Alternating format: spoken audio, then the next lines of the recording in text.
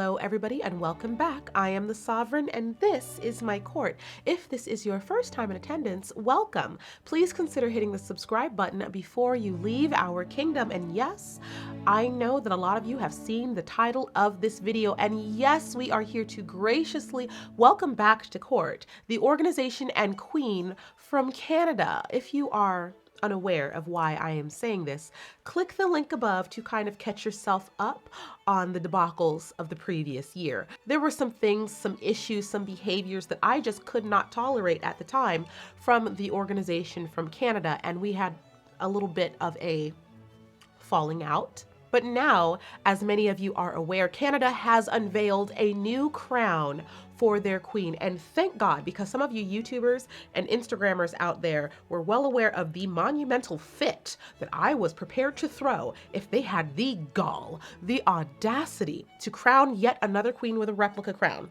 okay?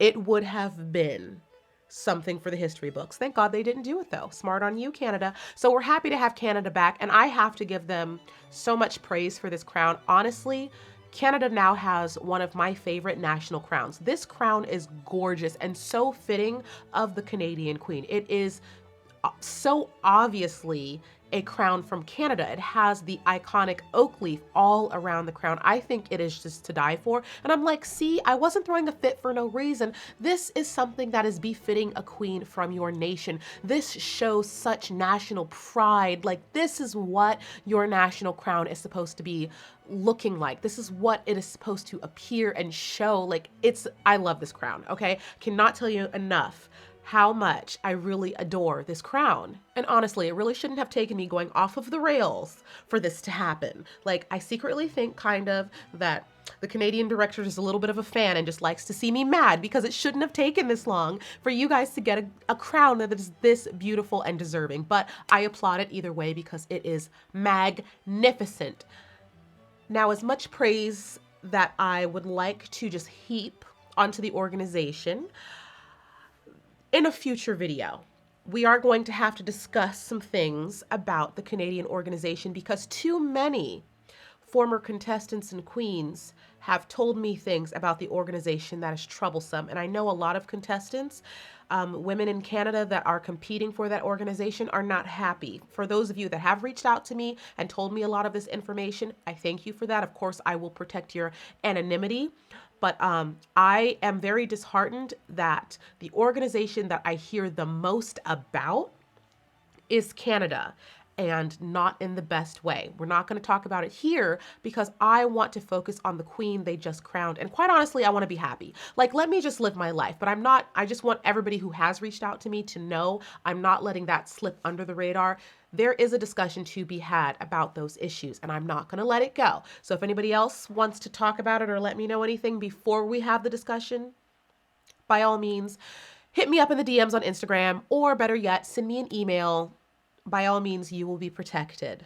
Representing Canada at the Miss Universe competition this year is Amelia 2. I have watched her full performance. I am interested in seeing the full run through of the entire competition of Canada because I have some questions, I have some feelings, I have some thoughts, and I know a lot of you told me some things in my email address, so I kind of want to watch the competition myself if I can get my hands on it to just kind of see what went down. But I do want to focus on the queen. Amelia 2 seems like a perfectly lovely woman and knows how to speak. I do see some performance issues from this queen. Now, in my opinion, this is to be expected from the representatives coming from Canada, because lately we have not gotten the highest caliber of training put into these contestants coming from this nation. We really haven't had showstoppers coming from Canada lately. We really haven't seen like really dangerous women vying for the Miss Universe crown when it comes to the nation of Canada. And when I have seen the Canadian organizations like competition, the full competition, it doesn't seem like the highest level of competition to the way that like Thailand or Philippines or Colombia or Venezuela Venezuela, or even Mexico is. Like, we see multiple women that are performing on an international level. They're performing like top tier competitors. And you guys know I'm going to be 100% honest, and I don't mean it to be harsh. I know a lot of you think I'm very, very harsh. I really don't mean it to be harsh. I just want to be honest, and I think it's to the benefit of the fans and competitors who could potentially be watching, to tell them the truth. Because sitting up here and lying to them and telling them they're great when they're not is not going to help them win. It's going to help them embarrass themselves. And I will not be culpable in helping any woman embarrass herself publicly. Won't be me, girl. I'm your friend. Okay, if your eyelashes are falling off, I will pull you aside and fix them myself. But I'm not going to tell you look glamorous when you look like you fell asleep in somebody's back closet, okay? It's not what I do. So the Canadians haven't been putting out the highest level of competition lately, and I'm seeing this once again with this competitor. We can break this down starting from swimwear.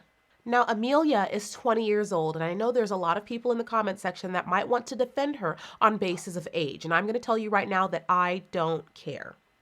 I don't care how old or young a competitor is. If you have the nerve and the skill and the crown to step on an international stage, you will be held to the same standards as everyone else, including the 28-year-olds. You're the one that put yourself in that position and said you were ready. So if this 20-year-old says she's ready to compete internationally, then I'm going to treat her like a competitor. And once again, I'm going to have to like overly state this because there's not a lot of really good things I can say in this situation. I have to be honest. I'm not saying this out of hatred for Canada or the contestant, only to be honest. As of right now, there is not even a snowball's chance in hell she can make finals, much less win with this performance. This swimsuit on her looked amazing. I loved the blue. I know a lot of you hate the capes, okay, but I liked the design of this cape and the fluidity of the cape. It seemed really elegant and ethereal, and there was a lot to be played with if you knew what you were doing. Not everybody knows what they're doing. The one good thing about this competitor, she has the confidence. Like, she really seemed like she wasn't uncomfortable on stage. She seemed like she was really trying to show her confidence, which is fabulous because it can be really hard to teach that and build that in even a short amount of time. She should have plenty of time to practice, and she's going to need it because everything else in this performance was not a Miss Universe caliber performance. Like, not at all. It's even hard for me to focus on individual issues because most everything in here was just not great. I think the walk is what kills me the most, and wait until you see the evening gown walk because I was falling out of bed, falling off my chair. I was having nightmares about that walk. I don't even know. She gallops. I think maybe she trots because a gallop is a fast-paced trot. Let's say that she trots across the stage almost in a high knee fashion and is just overly utilizing her legs and knees in a way that I don't think I've ever really seen before. It's very weird. The transitions are not fluid. They're very stiff. They're very pointed. It almost seems like she's marking her poses instead of actually running through them. It's not a natural movement whatsoever. And then she's whipping this cape sarong thing constantly. I have told people before, you use that as an exclamation point. And if you're going to use an exclamation point, you use it at the most important spot and you do it once. She's like whipping the thing constantly as if it's just like she's just whipping it, whipping it, whipping it, whipping it. Don't do that. Everything just seemed very stiff and very forced. Like, there was nothing fluid about this performance, like body-wise. Her face is gorgeous and she had a nice smile. I wish we had had some fluctuations in her face, but from the neck up, it was a lot better. It didn't really seem like she had a lot of bodily and physical control when it came to her performance. Okay. Even though the gown was beige, and you guys know how I feel about colorless gowns at this point, I liked that the gown had flair and it had personality to it, so I can give her a pass on that. This walk in this evening gown was so unnatural. It was so ungraceful. There was no poise. It was so large and heavy. Like, you could see every single step. It was almost like she overly emphasized her walk and leg extension in the gown to the point where it was distracting. I'm like, she was walking as if she was in a zero gravity chamber, or she was like training to be on the moon or something. I could see her entire leg as she's walking in this gown. And I'm like, I've never seen anything like it. That is not how this gown is supposed to be. It's not supposed to be like that. I don't want to really see your walk when you're in an evening gown with no slit. If you've got a slit and we're going to see your leg, that walk better be perfect. But when you're in a gown that has no slit, your footsteps should not be negligible. It should seem as if you're floating.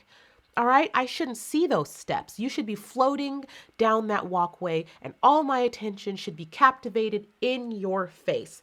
And watching this competitor, I was looking at her feet the whole time because I couldn't help it. She was showing me every single step that she took. And I was like, whoa now, what is happening? Then we're having timing issues with the arms. Look, I don't want to beat this performance to death. It's very obvious that there are technical issues here. The confidence is there, but to be 100% honest, the technical performance and both elements of competition need a complete and total aggressive overhaul. Like completely. And I have to be 100% honest, okay? And for those of you screaming at me in the comments section, talking about I'm being too harsh again, I'm being too honest, I'm being blah, blah, blah, blah, blah. Hold up now. Let's remember who this girl is up against, okay? Because it's not going to help me to baby her when we all know that this woman is going up against Celeste Cortesi.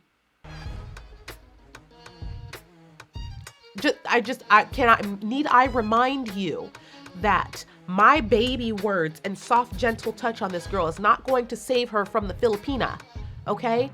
In order for her to have a chance at beating some of these other girls, you have to be honest and say this needs a complete overhaul. Like this is nowhere near ready. This needs an aggressive, like professional touch to make this happen. She is a competitor, an international competitor at this point, and I do believe that she wants to do everything in her power to win. And I think it does help to remind some competitors and even the fans what your favorite competitor, what your nation, who your family member is up against, okay? Because Celeste Cortesi right now is the best woman that we've seen crowned thus far. I don't think there's very many people that would dispute that. Mexico, sit down. No, you guys aren't ready to take out Celeste either yet. But even still, you have to remember who's coming in the wings. Thailand hasn't been crowned. If you think they're sending a weakling, you don't know pageantry. Venezuela and Colombia are going to come packing. Brazil, Argentina, and Peru are not to be trusted, including the island nations who randomly appear out of the blue with heavy hitters. So I am anticipating international competition, and from what I know in my experience, which happens to be extensive, this girl's going to need an army and a squad to revamp her and make her ready in order to take on the powerhouses to win that crown. So let's not be sensitive. Let's get to work. In the comment section below, let me know what you guys think about the new queen representing Canada. What do you think about their new crown? What do you think about the organization? Are you aware of some other things that I don't know that we need to talk about? If you need to hit me up in my email address, by all means, do so. But honestly, I'm happy to have Canada back in the court. I'm happy that they have listened to the fans and they are striving to at least do a little bit better. Like, I'm gonna give you props where I can give you props. So props to you, Canada, for crowning a very cute queen, a very friendly queen, and hopefully a very hard-working queen. Make sure you give the video a thumbs up, hit the subscribe button if you haven't done so already, and remember, I love you and I will miss you, but you know I will be back in a future video. Bye!